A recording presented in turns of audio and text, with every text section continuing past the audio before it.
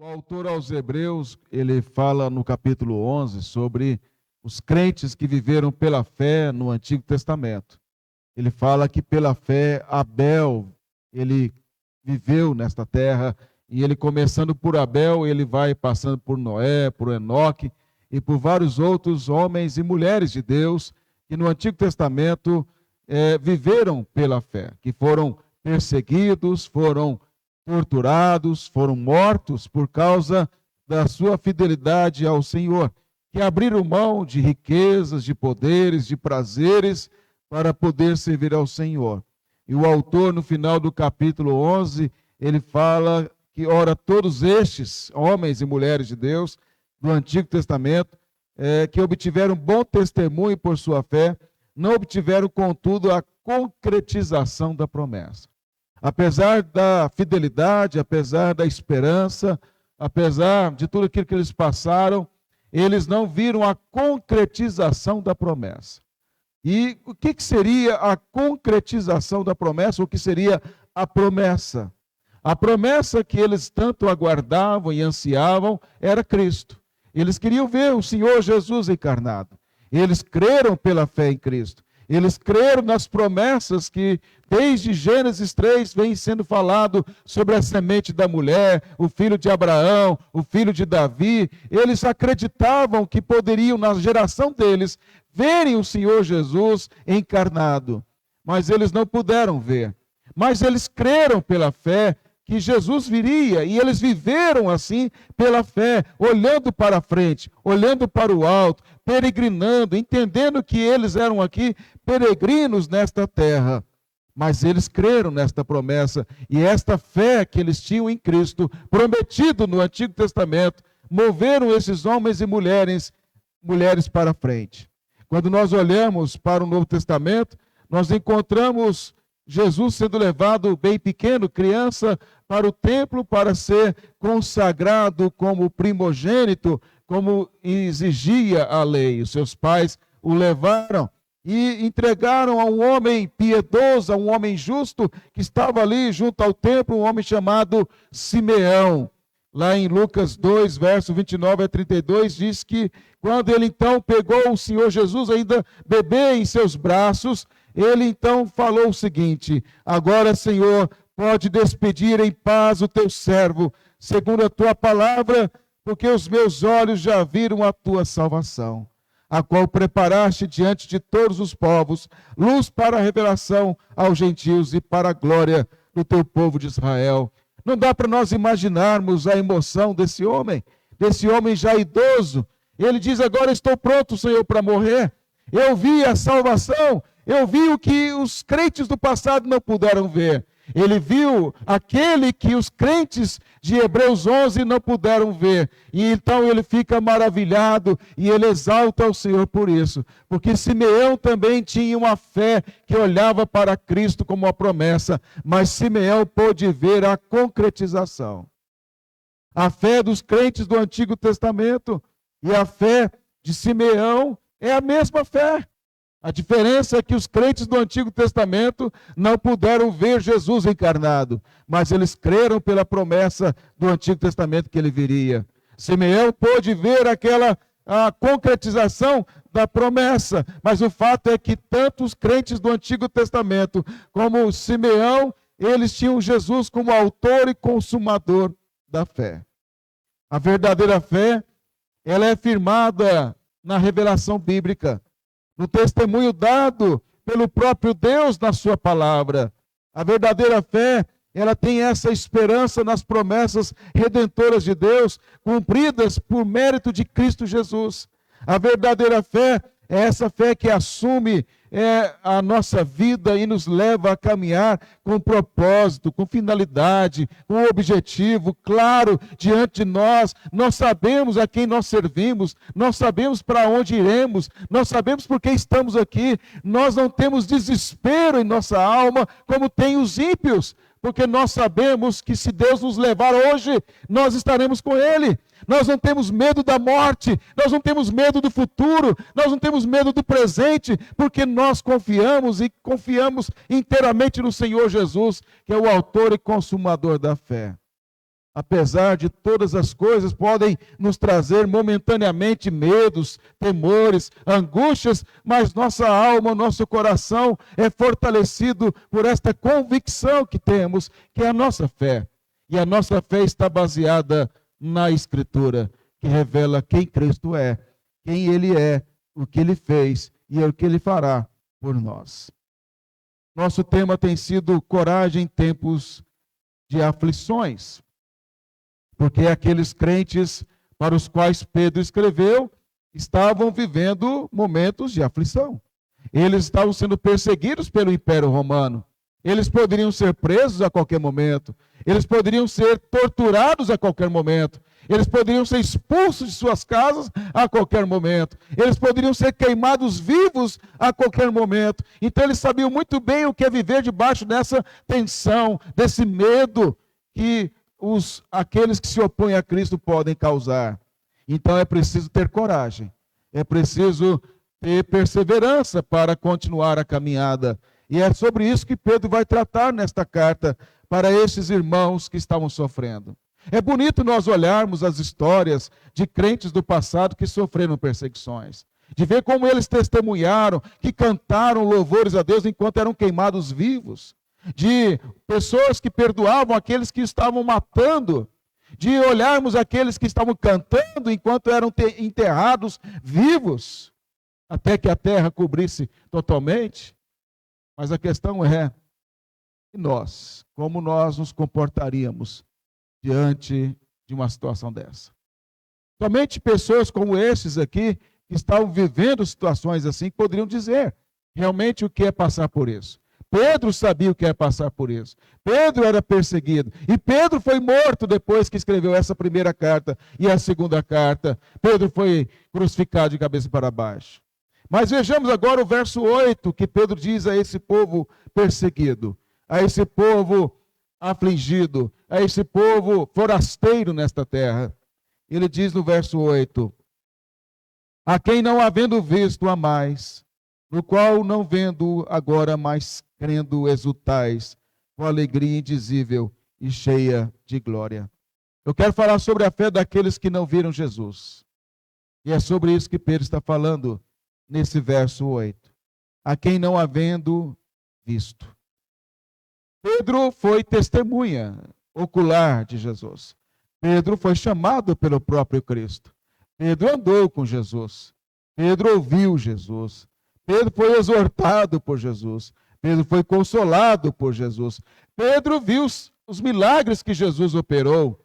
Pedro viu Jesus sendo perseguido e sendo preso e sendo crucificado. Pedro disse que não negaria Jesus, que iria com ele até a prisão e até a morte se necessário fosse, mas negou Jesus. Pedro se arrependeu. Pedro viu Jesus ressuscitado, vencendo a morte, triunfante, glorioso, por 40 dias, como diz Atos capítulo 1. Pedro pôde ver os ensinos do Senhor Jesus ressuscitado acerca do reino dos céus. Pedro pôde ver Jesus sendo assunto aos céus, elevado às alturas para a destra do Pai. Ele foi testemunha de todas essas coisas que nós sabemos pelas Escrituras e muito mais coisas que nós não sabemos que não estão nas Escrituras. Mas esses crentes aqui não foram testemunhas de nenhum momento da vida de Jesus.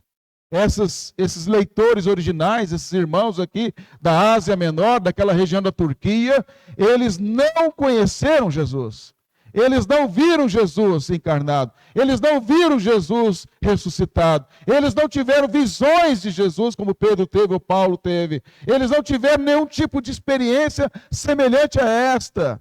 E é para esses que não viram, que não testemunharam, que Pedro está falando. E Pedro está dizendo, alguém que viu Jesus, que testemunhou, está dizendo e elogiando aqueles irmãos que não viram Jesus. E aí então Pedro mostra aqui, já de imediato eu coloco essa aplicação de que a nossa fé não é fundamentada em milagres e maravilhas e prodígios. E eu provo isso para você. Aquela geração que saiu do Egito de 20 anos para cima, viu os milagres, viu os sinais do Egito, viu o Mar Vermelho se abrir, viu Deus conduzir eles com coluna de fogo à noite, coluna de nuvem de dia, eles viram a glória de Deus descer no tabernáculo, eles viram Deus se manifestando no Monte Sinai, eles viram tantas coisas tremendas da parte de Deus, e mesmo assim eram ímpios. Todos eles morreram no deserto de 20 anos para cima, porque eram incrédulos. Será que faltou milagres para que eles exercessem fé? Quando nós olhamos para Elias, por exemplo, no período em que ele profetizou, houve a apostasia do reino do norte. Eles começaram a adorar Baal e Astarote. E ele então, no reinado de Acabe, governado por Jezabel, que governava Acabe, havia ali uma apostasia, um abandono da fé. E então Elias desafia os profetas de Baal, vocês conhecem bem a passagem, e Deus maravilhosamente, poderosamente, manda fogo do céu sobre o altar, com água, e mostra o seu poder, a sua glória. O povo diz, só o Senhor é Deus, só o Senhor é Deus, mas era da boca para fora, porque logo em seguida Elias teve que fugir do reino do norte para o reino do sul, porque Jezabel o ameaçou de morte. E Deus fala para Elias, eu preservei 7.000, apenas 7.000 de uma nação toda, que não se dobraram a Baal. Significa aqueles que falam, só o Senhor é Deus, só o Senhor é Deus, diante do fogo caindo sobre o altar, na verdade não eram crentes. E contar, e falar de Judas, que eu falei hoje de manhã, que andou com Jesus, que andou com o próprio Deus encarnado, que ouviu pregação do próprio Deus encarnado, que viu os milagres do próprio Deus encarnado, e mesmo assim o traiu, e mesmo assim não se converteu, não se arrependeu dos seus pecados. Milagres não aumentam a fé de ninguém. Já percebeu aquelas pessoas, às vezes de igrejas, que quando elas estão aflitas por alguma doença, vamos imaginar um câncer, que é uma doença terrível, um câncer terminal, e aí a igreja se põe a orar, e aí Deus, na sua misericórdia, cura aquela pessoa, e aí passa 2, 3, 4 meses, aquela pessoa nem lembra mais que ela esteve doente. A igreja nem lembra mais que aquela pessoa esteve doente, quase à morte. Vamos lembrar do Covid, quantas pessoas morreram que nós conhecemos, quantas aflições nós sentimos, quanto medo sentimos, quantas coisas nós sentimos em meio a tudo isso, e a igreja esquece. Quando nós olhamos para todas essas experiências, a experiência não aumenta a fé. O que aumenta, o que torna, o que faz, o que forma, o que modela a fé é a Bíblia, é a Escritura, é o que está escrito. O que aqueles irmãos que Pedro escreveu tinham em mãos? Eles tinham o Antigo Testamento, eles tinham a carta de Pedro, eles tinham algumas cartas possivelmente de Paulo, eles tinham o testemunho dos apóstolos, eles tinham a Escritura. E Pedro está dizendo, vocês não viram, mas vocês amam. Quando nós olhamos para os evangelhos, nós vemos Jesus ressuscitado e os discípulos duvidando. Nós vemos Tomé dizendo que eu só acredito se eu tocar nas marcas dele, se eu tocar nas mãos dele, se eu tocar do lado dele, então eu saberei que é ele mesmo ressuscitado.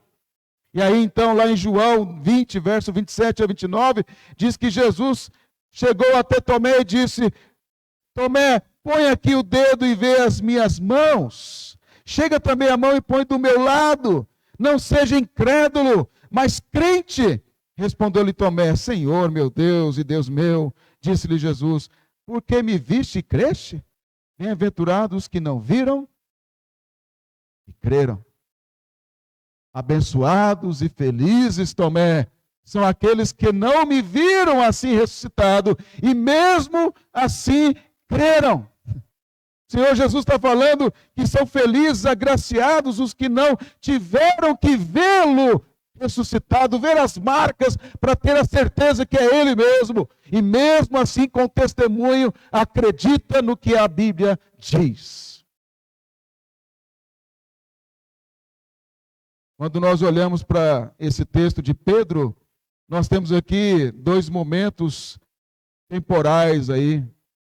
Nós temos aí, quando diz que fala, não havendo visto, no verso 8, e depois ele fala, não vendo agora. Não havendo visto, ele está falando do passado, vocês não viram Jesus, vocês não foram testemunhas do ministério de Jesus, como eu fui, vocês não viram ressuscitado, como eu vi. Então está falando de algo passado, vocês não viram no passado, e vocês não estão vendo ele agora.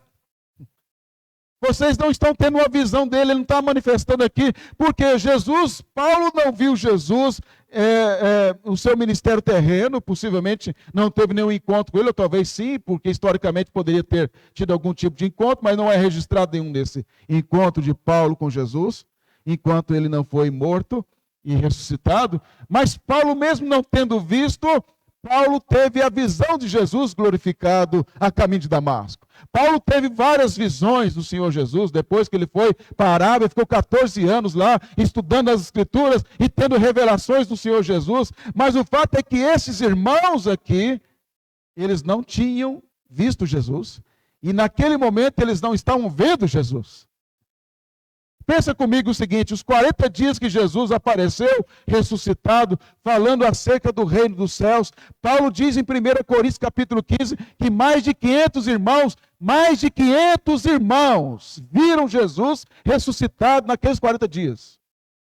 Testemunho de mais de 500 pessoas viram Jesus ressuscitado, viram, tocaram nele, conversaram com ele, ouviram ele ressuscitado.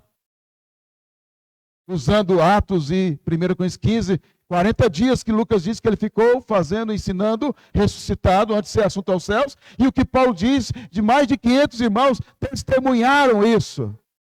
Mas esses irmãos não viram. Esses irmãos não testemunharam. E Paulo diz, eles não viram e nem estavam vendo naquele momento. Seria muito bom, não? Você olhar em Atos, por exemplo, Paulo, quando foi pregar em Corinto, Paulo estava desanimado porque não havia conversões. E aí, quando ele estava lá desanimado, orando, o Senhor Jesus apareceu para ele e o consolou.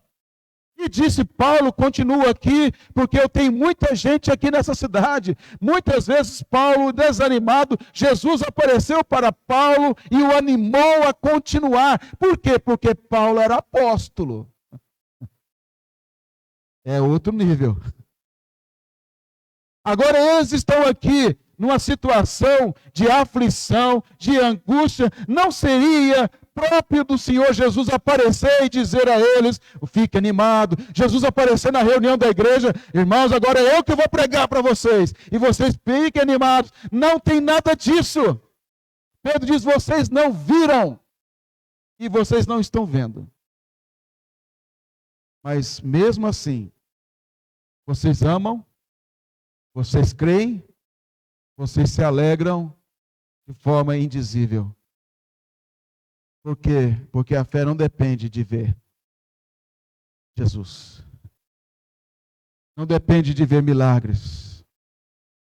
A fé depende de crer no que Deus fala em sua palavra. Então Pedro diz, não havendo visto algo passado, vocês não testemunharam, vocês não viram, mas vocês amam. Ele diz, não havendo visto, amais.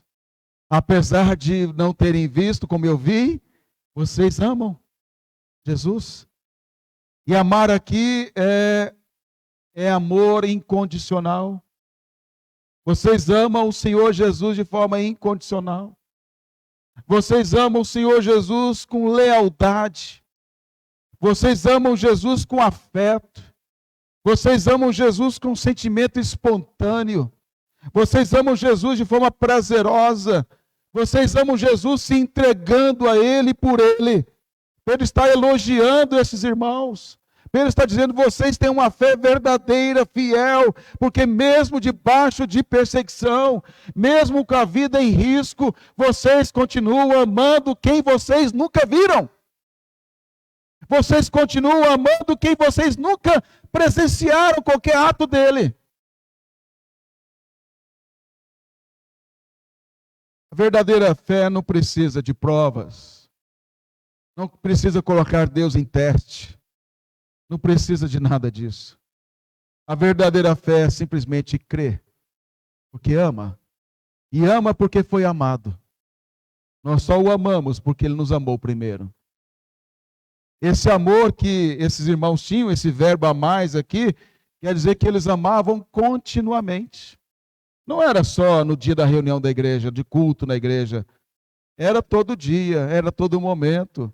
E olha que debaixo de perseguição, teoricamente, porque eu nunca passei por isso, mas pelos relatos das grandes perseguições ao longo da história da igreja, inclusive no presente, com a igreja perseguida na Coreia do Norte, em países islâmicos, irmãos, tem que amar o Senhor mesmo todo dia, porque qualquer dia pode ser preso, qualquer dia pode ser denunciado, qualquer dia pode ser morto. Então, ou você ama, ou você ama. E era assim que eles estavam. Eles amavam o Senhor de todo o coração. Eles amavam o Senhor dando testemunho diário. Eles pregavam o evangelho, mesmo debaixo de perseguição. Há relatos e relatos de crentes que estavam infiltrados na guarda pretoriana e foram denunciados e presos, mas pregaram o evangelho. Infiltrados nas classes romanas e pregando o evangelho, infiltrados em todas as áreas, disfarçados, porque não podiam dizer que eram crentes, mas quando tinham oportunidade, pregar o evangelho. E agora eu me sinto envergonhado, porque eu ainda neste país posso falar que eu sou crente e eu não prego como eles pregavam. Talvez a gente precisasse de uma perseguição para então depurar a igreja, para que a igreja então pudesse viver esse amor nessa intensidade. Eles adoravam o Senhor, eles demonstravam esse amor na adoração pública. Quando eles estavam reunidos com a igreja, como nós aqui estamos, para adorar, isso é demonstração de amor. É um privilégio que nós temos de poder adorar e estar com o povo de Deus. Para adorar, se nós desejamos a eternidade com o povo de Deus, com o Senhor desse povo, nós queremos também estar com esse povo agora. Então eles gostavam, tinham prazer de estarem juntos, porque quando a igreja é privada de prestar culto a Deus, ela descobre o valor que é prestar culto a Deus. E vocês sabem o que eu estou dizendo, porque esta igreja e todo o país foi impedido de cultuar a Deus por um tempo devido ao Covid. E quando nós tivemos a autorização de nos reunir presencialmente para adorar a Deus, esta igreja chorou. E agora parece, às vezes, que se esqueceu disso. Na aflição, a igreja aprende o valor do culto. Aprende o valor da adoração pública. Da meditação na palavra. Da perseverança em meio às aflições. Tudo isso é amor. Por que perseverar nas aflições? Porque nós o amamos. Por que não desistir de tudo? Porque nós o amamos. Por que eles não desistiam de tudo? Era só dizer que não eram crentes. Eles não podiam fazer isso. Porque eles amavam o Senhor Jesus. E esse amor, conforme o capítulo 2 desta carta, verso 17, diz: tratai todos com honra, amai os irmãos. 2,17 na carta aí. Pedro fala amar os irmãos. É o mesmo verbo aqui. Eles amavam o Senhor e eles deveriam amar os irmãos. Não há compatibilidade entre amar o Senhor e não amar irmãos. Pedro mostra que eles deveriam amar os irmãos. Devemos amar uns aos outros. Devemos desejar o crescimento uns dos outros para que Cristo seja glorificado. Mas Pedro diz ainda, voltando ao nosso texto, verso 8, lá do 1, verso 8, não havendo vista mais, no qual não vendo agora, vocês não estão vendo agora, mas crendo, mesmo que eles não estavam vendo Jesus como Tomé, mesmo que não tocando em Jesus, mesmo que não tendo manifestações de Jesus, Pedro diz, vocês ainda creem. E crer aqui é confiar, crer aqui é ser fiel. Crer aqui é obedecer, envolve tudo isso.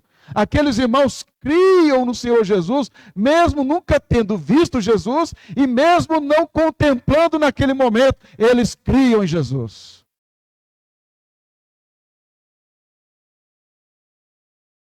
Quando nós olhamos essa ideia deles crerem em Jesus, mesmo não tendo visto e nem vendo, há um contraste na carta que você pode olhar no capítulo 2, versos 7 a 8, na carta aí. Você vai ver, eu só vou citar aqui, se você observar do capítulo 2, verso 4 ao 6, você nem vira a página, é só olhar aí do lado na sua Bíblia, capítulo 2, verso 4 ao 6, você verá que o Senhor Jesus foi rejeitado pelos judeus. Ele é pedra de escândalo, que eles não o aceitaram como sendo a pedra principal. Eles negaram, eles viram Jesus, ouviram Jesus e o rejeitaram. Agora Pedro diz no verso 7 e 8 do capítulo 2, mas para vós outros, portanto, os que credes, é o mesmo verbo, e é a preciosidade, mas para os descrentes a pedra que os construtores rejeitaram, essa veio a ser a principal pedra angular, e a pedra de tropeço e rocha de ofensa. São estes os que tropeçaram na palavra, sendo desobedientes para os que também foram postos. Pedro está dizendo, vocês creram em Jesus como a pedra principal da construção, mas eles que viram Jesus, escribas e fariseus, e os judeus lá em Jerusalém, que viram Jesus, o rejeitaram, e esta pedra que é de construção, pedra principal, para eles é de tropeço e de escândalo, mas para vocês é de salvação. Veja, eles não viram Jesus, mas creram, e o receberam como Senhor. Aqueles viram Jesus, e o rejeitaram. É por isso que no verso 9 e 10, Pedro diz que por causa que vocês creram, vocês são raça eleita, povo de propriedade exclusiva de Deus. Sabia que esse texto, eu vou pregar nessa série de mensagens ainda, esse capítulo 2, mas esse verso 9 aqui é uma citação que Pedro está fazendo de Êxodo, quando ele, lá em Êxodo, diz que o povo de Israel, se obedecesse, guardasse, seria um povo de propriedade exclusiva de Deus. Mas eles desobedeceram a Deus, eles quebraram a aliança e eles rejeitaram o Senhor Jesus. Então agora Pedro está dizendo, vocês que não rejeitaram e creram, vocês pertencem a um povo de propriedade exclusiva de Deus.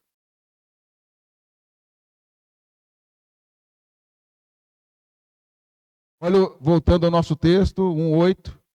Não vendo agora, mas crendo, já expliquei o crendo, eles continuam crendo, eles creem na palavra, eles creem no testemunho, eles confiam, eles sabem que Cristo vai cumprir o seu propósito, vai salvar o seu povo. E aí Pedro diz, exultais com alegria indizível e cheia de glória. Eles não apenas amavam o Senhor, eles não apenas criam no Senhor, mas diz Pedro que eles exultavam com alegria.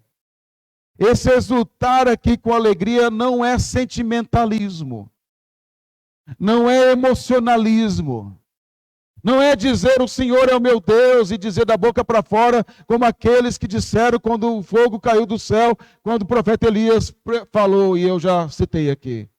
Não é dizer da boca para fora.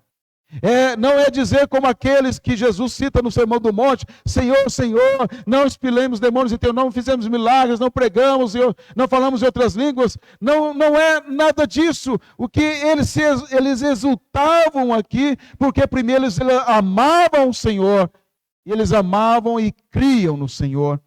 E essa alegria que eles tinham era a alegria de um bem-aventurado. Era alegria com propósito escatológico. O que quer dizer propósito escatológico? Escatologia é as últimas coisas, é estudo das últimas coisas. Eles se alegravam pela certeza daquilo que haveria de acontecer com eles na eternidade. Porque no presente eles só seriam mortos. No presente só seriam perseguidos, só seriam torturados e até mortos. Então não havia nada no presente em que eles pudessem exultar. Mas a exultação deles é por aquilo que estava aguardando.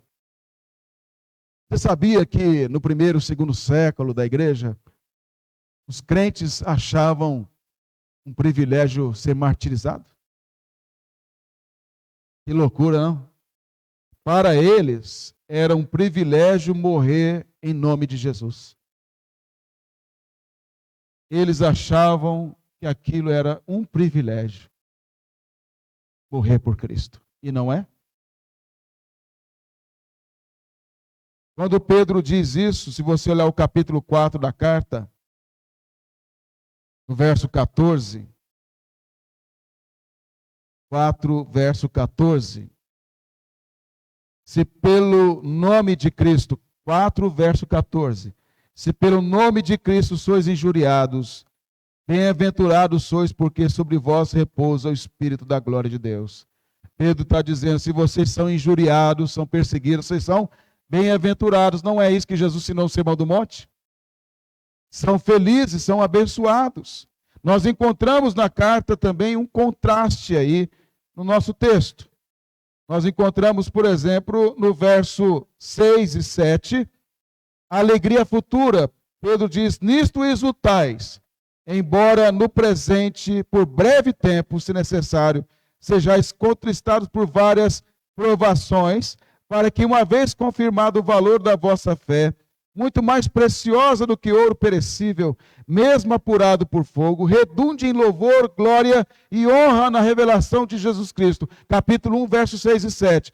Pedro está dizendo que ainda que vocês tenham que sofrer, é por breve tempo, então vocês devem exultar, se alegrar no presente, porque apesar que no presente vocês passem por aflições, por provações, a fé de vocês está sendo depurada, como o fogo depura o ouro, e ela vai redundar em louvor, glória, honra, na revelação de Cristo. Quando é que haverá a revelação de Cristo? Quando ele voltar. O que Pedro está dizendo, vocês devem se exultar, alegrar muito com as provações, porque elas estão preparando vocês para a manifestação de uma glória em vocês quando Cristo voltar, ou seja, a alegria futura.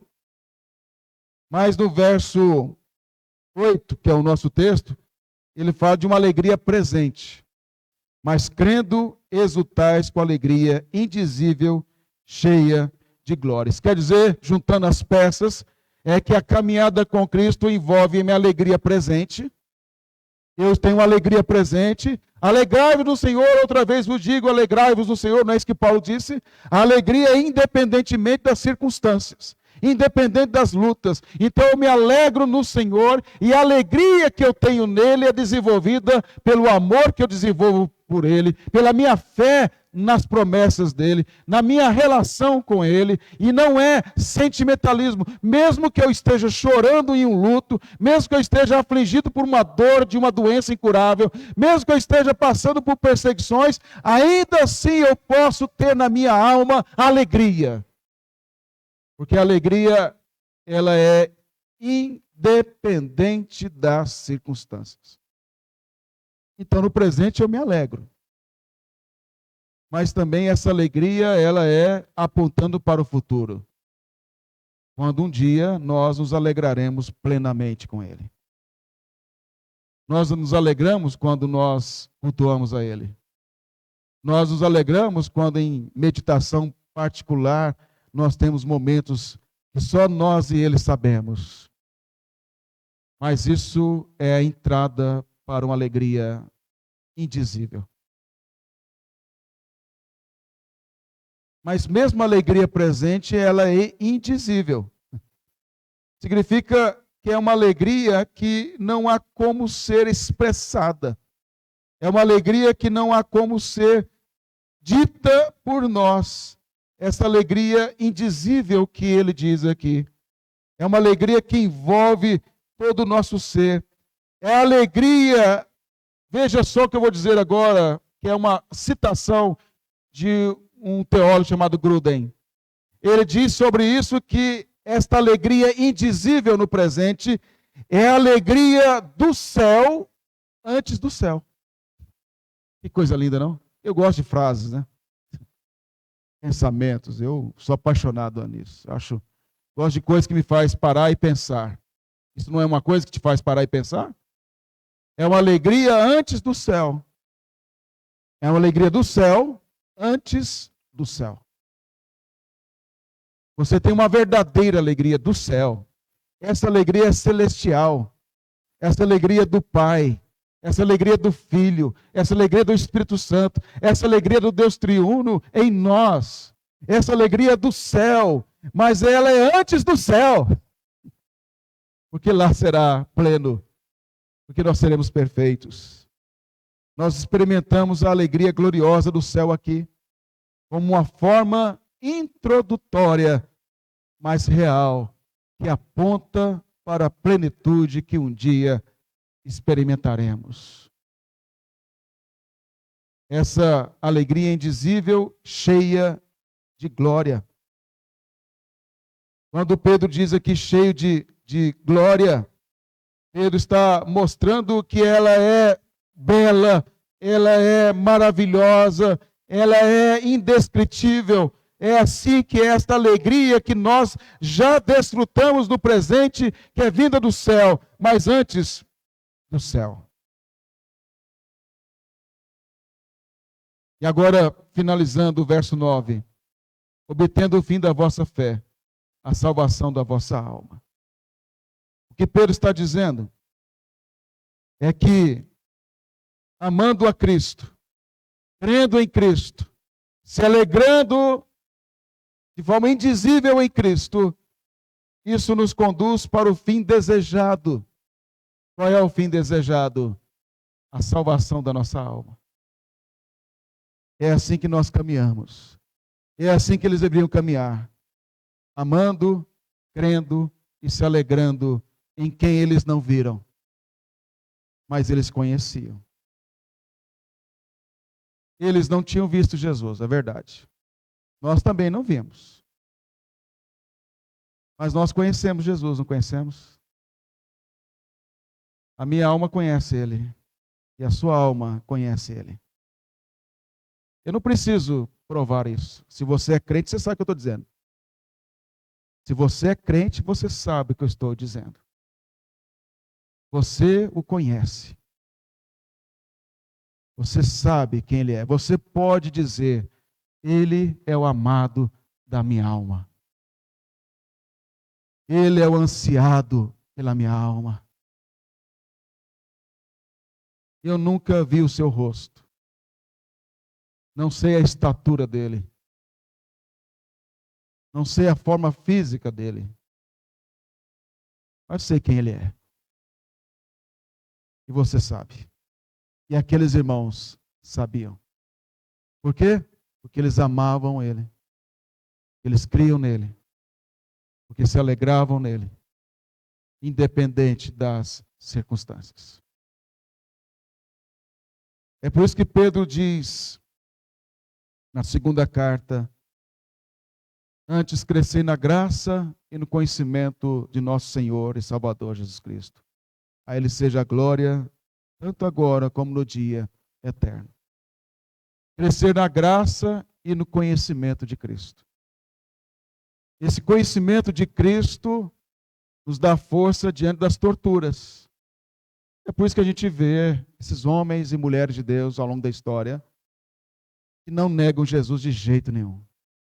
Pode torturar, pode matar o filho na frente, esposa, marido, pode fazer o que quiser. Não nega de jeito nenhum. Por quê? Porque conhece Jesus.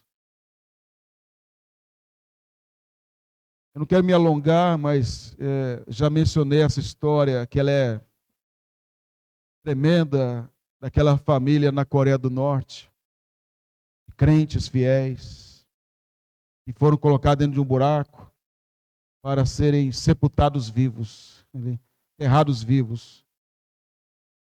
Se eles negassem Jesus, seriam tirados do buraco de uma multidão. E disse então que eles não negaram. E aí começaram a jogar terra. E aí o filho perguntou ao pai, que era pastor, pai, como assim, não vai deixar, pai, nos matar? E a mãe, fiel, firme, auxiliadora fiel, disse, não, meu filho, nós não vamos negar. Daqui a pouco nós jantaremos com o nosso Senhor. Daqui a pouco nós encontraremos com Ele no banquete. Enquanto jogavam terra, eles cantavam louvores a Deus. Até que eles foram mortos, soterrados ali, enterrados, vivos. E eles foram encontrar com Cristo. Eles conheciam Jesus? Eles viram Jesus antes? Não. Mas eles conheciam Jesus. E o conheceram pessoalmente. Na eternidade, na glória. Finalizando, irmãos. Nós não vimos Cristo encarnado e nem ressuscitado. Mas nós cremos que um dia o veremos glorificado, face a face. Nós temos amado o Senhor e nos alegrado sobremaneira nele, pela ação do Espírito Santo em nós. Nós temos recebido em momentos de aflição aquela paz que excede todo entendimento que Paulo falou. Quando somos consolados e fortalecidos e sentimos a alegria que vem do Senhor, mesmo com dificuldades e lutas e aflições. Não é sempre que nós sentimos emoções na hora que oramos, não pense isso. Você às vezes é induzido a achar que vida cristã é igual o Roberto Carlos, só emoções. Não.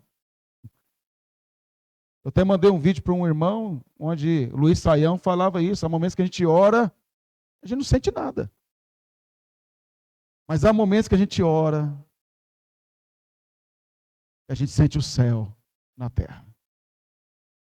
Nossa alma é envolvida por essa comunhão com o amado da nossa alma. Nós ansiamos por essa presença e essa comunhão, e por isso nós devemos louvá-lo, exaltá-lo enquanto nós caminhamos aqui. Nossa fé, irmãos, não é menor que os crentes que viram Jesus. Não é menor que aqueles que testemunharam. Nós somos bem-aventurados porque nós não vimos e nós cremos. E nós cremos porque a Bíblia diz que é assim. E nós cremos no que a Escritura diz. A nossa fé deve ser como aquela estrofe do hino Bíblia Celeste. A luz bendita me vai guiando em meu caminho para a mansão.